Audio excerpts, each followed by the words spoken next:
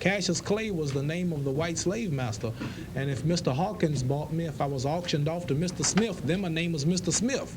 But now that since we are free, we are no longer slaves. White people no longer own us, we say. So therefore, I'm going back into the name of a black man. For an example, if I said, here comes Mr. Chang Chong, you look for Chinaman. If I said, here comes Mr. White Cloud, you know he was an Indian. If I said, here comes Mr. Gomez, you know he was a Mexican. If I said, here comes Mr. Lumumba, Mr. Nkrumah, you know he was African. But if I said, here comes Mr. Clay or Mr. Williams or Mr. Jones, you wouldn't know what color he was until you seen him. See?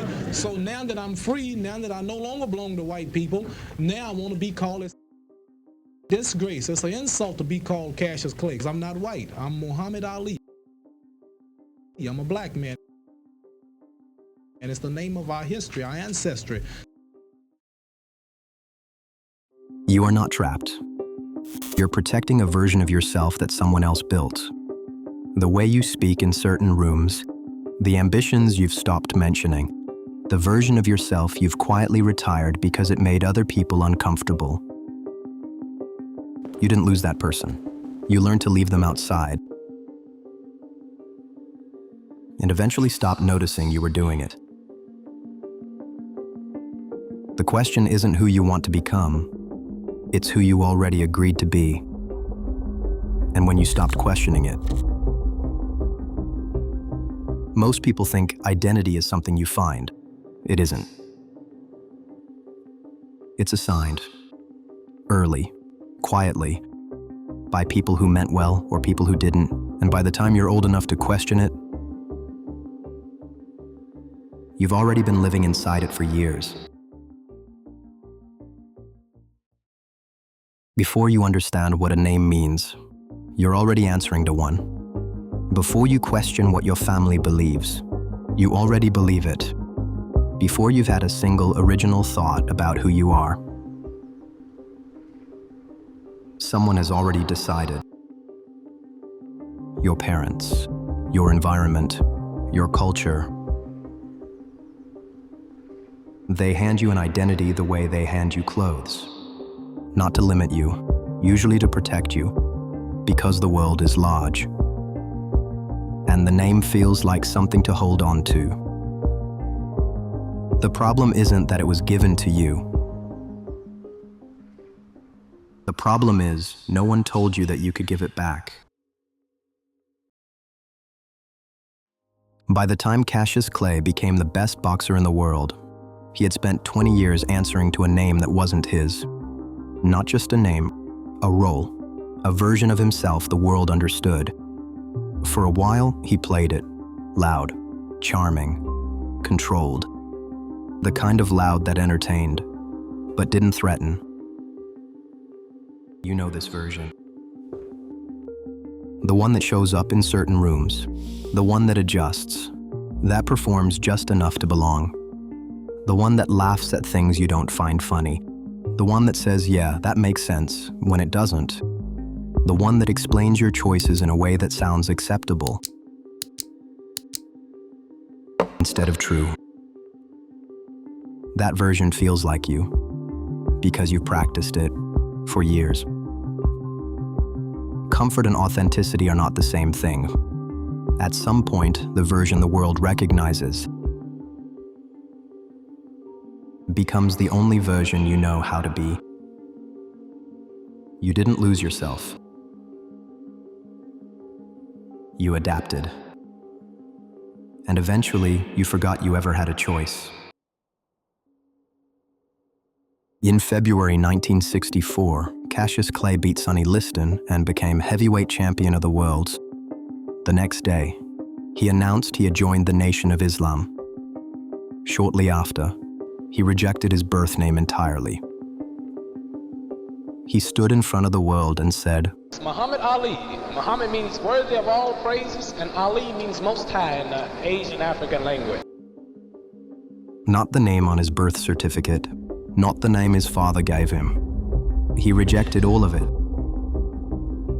And the world did not applaud him. Sports writers refused to use his new name. Some never did.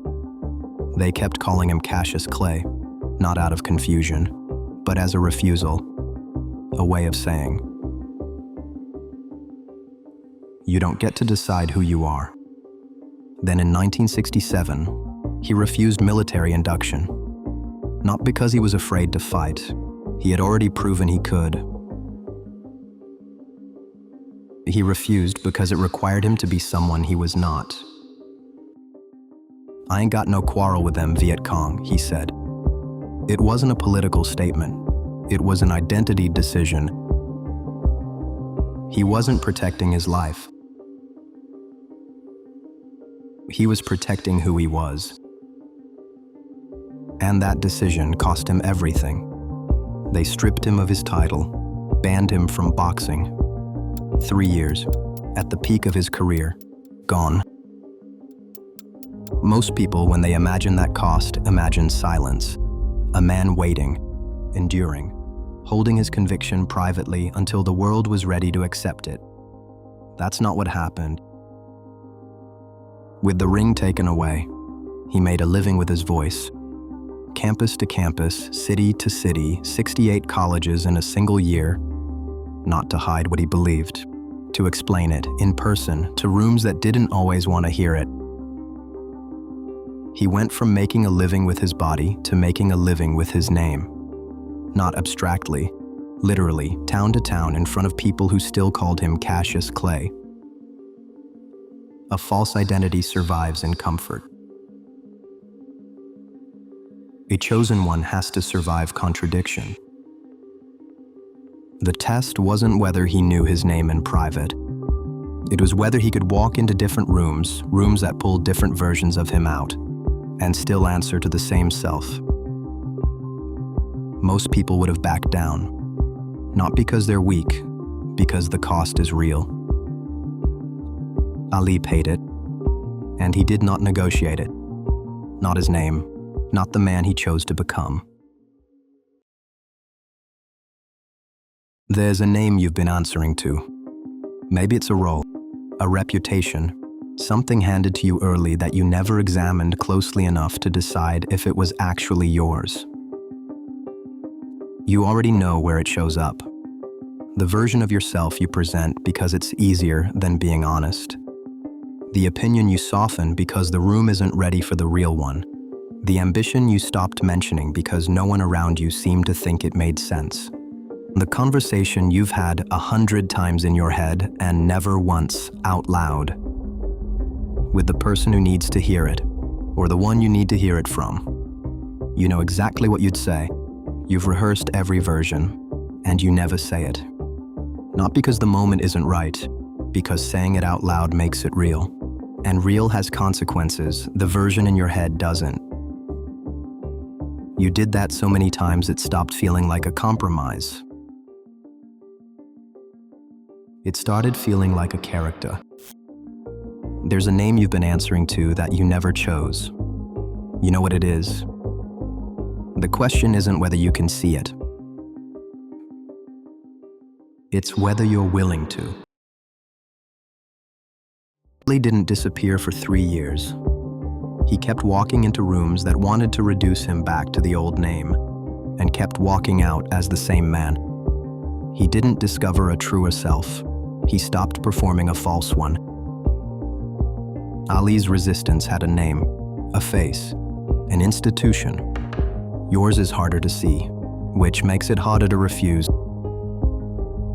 It comes from people who love you, who need you to stay recognizable, who built something around the version of you that existed before you started asking questions. That's not malicious. That's what makes it so hard to move against. The cost isn't the life you're living. It's the life that never gets a chance to start. Not because the world stopped it, because you kept showing up as someone everyone around you had already gotten comfortable with. Every so often, something cuts through. A conversation where you catch yourself saying something you don't actually believe, defending a choice you made for the wrong reasons, performing conviction about a life you fell into rather than chose. And for a second, just a second, you hear it. The gap between what you're saying and what you mean. Between the person speaking and the one listening from somewhere further back. And then the moment passes. The conversation moves on. The day continues.